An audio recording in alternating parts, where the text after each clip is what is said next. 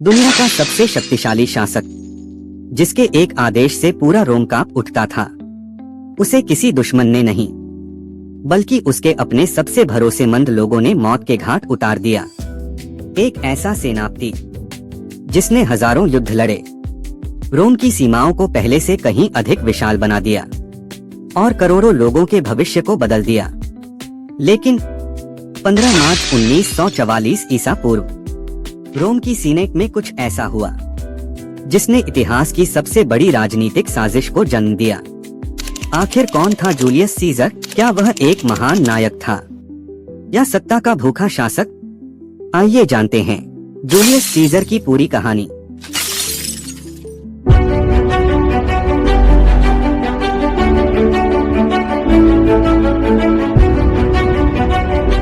जुलाई 100 ईसा पूर्व रोम में एक बच्चे का जन्म हुआ।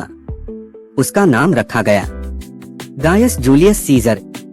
वह एक प्रतिष्ठित लेकिन आर्थिक रूप से बहुत शक्तिशाली न रहे कुल में पैदा हुआ। बचपन से ही सीजर दूसरों से अलग था। उसे युद्ध, राजनीति और नेतृत्व में गहरी रुचि थी। लेकिन उस समय रोम में सत्ता के लिए लगातार संघर्ष चल रहा था। गृहयुद्ध, राजनीतिक षड्यंत्र और सत्ता की लड़ाई, यही था वह माहौल जिसमें सीजर बड़ा हुआ। युवावस्था में ही उसने समझ लिया था कि अगर इतिहास में अमर होना है तो केवल जीना नहीं, कुछ ऐसा करना होगा जिसे पूरी दुनिया सदियों तक याद रखे। युवा जूलियस सीजर जानता था कि केवल तलवार से नहीं बल्कि बुद्धि, साहस और लोगों का विश्वास जीतकर ही रोम पर राज किया जा सकता है। उसने एक एक करके राजनीति में अपनी पहचान बनानी शुरू की। वह शानदार भाषण देता था, गरीबों की मदद करता था और जनता के बीच अपनी लोकप्रियता बढ़ाता गया। लेकिन रोम की राजनीति आसान नहीं थी। हर तरफ षड्यंत्र, धोखा और सत्ता के लिए खून खराबा। सीजर ने इन सबका डटकर सामना किया।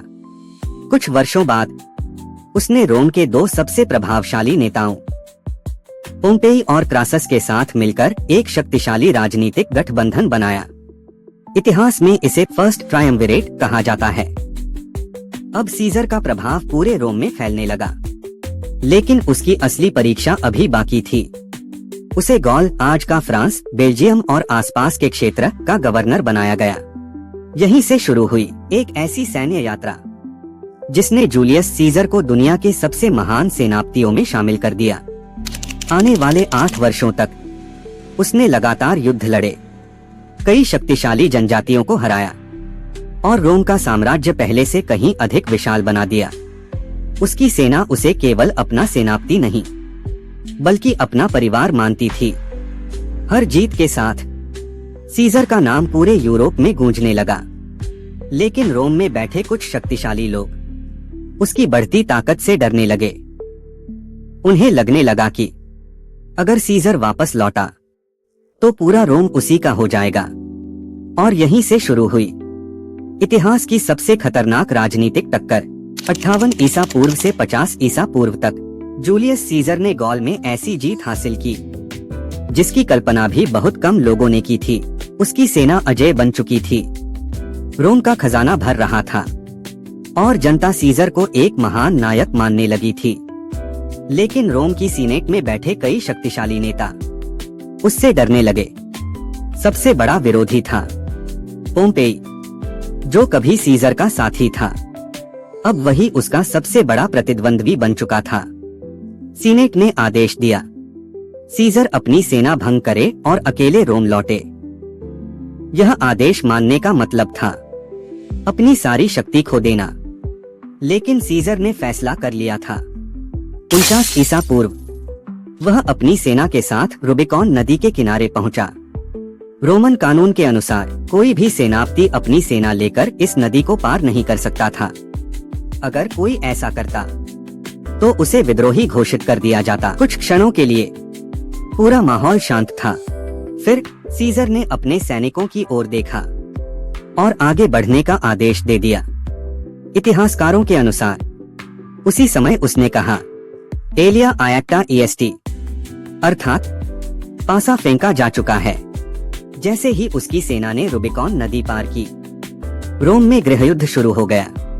पोम्पेई और उसके समर्थक रोम छोड़कर भाग गए। अब एक ही सवाल था, क्या सीजर रोम का शासक बनेगा या सब कुछ हार जाएगा? लेकिन जो होने वाला था उसने पूरी दुनिया का इतिहास बदल दिया। रोम का सबसे शक्तिशाली शासक रूबिकॉन नदी पार करने के बाद रोम गृहयुद्ध की आग में जल उठा। सीजर की सेना लगातार जीत हासिल करती गई।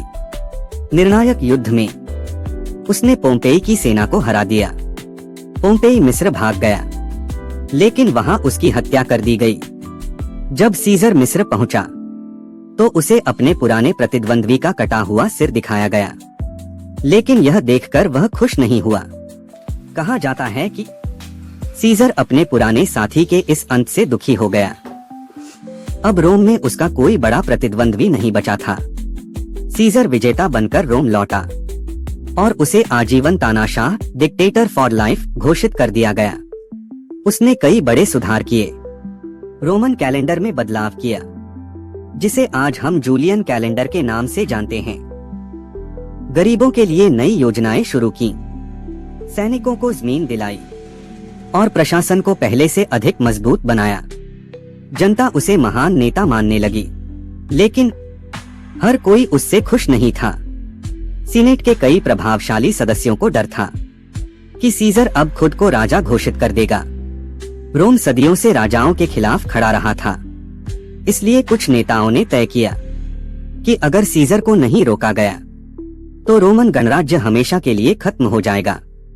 और यहीं से जन्म हुआ इतिहास की सबसे मशहूर साजिश का। सीजर के सबसे करीबी लोग अब उसी की मौत की योजना बनाने लगे थे। उन्हें नहीं पता था कि उनका यह फैसला पूरी दुनिया का इतिहास हमेशा के लिए बदल देगा। 15 मार्च 1944 ईसा पूर्व रोम की सुबह बिल्कुल सामान्य थी, लेकिन किसी को अंदाजा नहीं था कि आज इतिहास हमेशा के लिए बदलने वाला है। इस दिन को रोमन कैलेंडर में आइड्स ऑफ मार्च कहा जाता था। कहा जाता है कि एक भविष्यवक्ता ने सीजर को पहले ही चेतावनी दी थी, आइड्स ऑफ मार्च से सावधान रहना। लेकिन सीजर ने उस चेतावनी को गंभीरता से नहीं लिया। वह हमेशा की तरह रोम की सीनेट की बैठक में पहुंच गया। उसे क्या पता था कि जिन लोगों पर वह सबसे ज्यादा भरोसा करता है वही उसकी मौत का इंतजार कर रहे थे। सीनेट के अंदर लगभग 60 षड्यंत्रकारी पहले से मौजूद थे। उनका नेतृत्व कर रहे थे ब्रूटस और कैसियस। सब कुछ पहले से तय था। जैसे ही सीजर अपनी सीट पर बैठा, एक व्यक्ति उसके पास याचिका लेकर आया। सीजर ने जैसे ही उसे देखने के लिए ध्यान हटाया, उसी क्षण एक षड्यंत्रकारी ने पीछे से पहला वार कर दिया। सीजर ने पलटकर विरोध करने की कोशिश की, लेकिन अगले ही पल चारों ओर से तलवारें चलने लगीं। एक के बाद एक कुल 23 बार उस पर वार किए गए। सीजर की नजर अपने सबसे भरोसेमंद साथी ब्रूटस पर पड़ी। उसे देखकर वह स्तब्ध रह गया। लोकप्रिय परंपरा के अनुसार उसी क्षण उसने कहा, एट तू ब्रू, अर्थात तुम भी ब्रूटस। कुछ ही क्षणों बाद रोम का सबसे शक्तिशाली शासक सीनेट की सीढ़ियों पर गिर पड़ा। लेकिन षड्यंत्रकारियों ने यह नहीं सोचा था कि सीजर की मौत से गणराज्य नहीं बचेगा, बल्कि पूरा रोम एक बार फिर गृहयुद्ध में डूब जाएगा। जूलियस सीजर मर चुका था, लेकिन उसकी कहानी अभी खत्म नहीं हुई थी। षड्यंत्रकारियों को लगा कि सीजर की मौत के बाद रोम में फिर से गणराज्य स्थापित हो जाएगा, लेकिन हुआ बिल्कुल उल्टा। पूरे रोम में गुस्से की लहर दौड़ गई। जब सीजर का अंतिम संस्कार हुआ तो हजारों लोग सड़कों पर उतर आए। लोगों ने षड्यंत्रकारियों के खिलाफ विद्रोह शुरू कर दिया। सीजर के सबसे वफादार सहयोगी मार्क एंटनी और उसके दत्तक उत्तराधिकारी ऑक्टेवियन ने उसके हत्यारों के खिलाफ युद्ध छेड़ दिया। कुछ ही वर्षों बाद ब्रूटस और कैसियस पराजित हुए।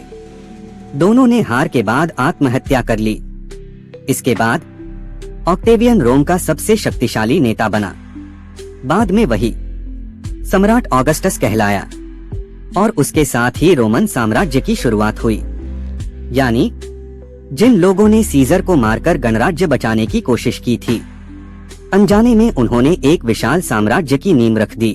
2000 साल से भी अधिक समय बीत जाने के बाद जूलियस सीजर का नाम दुनिया के सबसे महान सेनापतियों और शासकों में लिया जाता है। उसकी जीत, उसकी महत्वाकांक्षा और उसके साथ हुआ विश्वासघात आज भी इतिहास की सबसे चर्चित घटनाओं में शामिल हैं। अगर आपको यह डॉक्यूमेंट्री पसंद आई हो तो वीडियो को लाइक करें, चैनल को सब्सक्राइब करें और कमेंट में बताइए क्या जूलियस सीजर एक महान नायक था या उसकी महत्वाकांक्षा ही उसकी सबसे बड़ी कमजोरी बनी।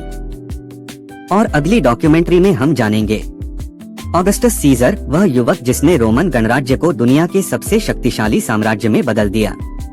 मिलते हैं अगली हिस्ट्री डॉक्यूमेंट्री में।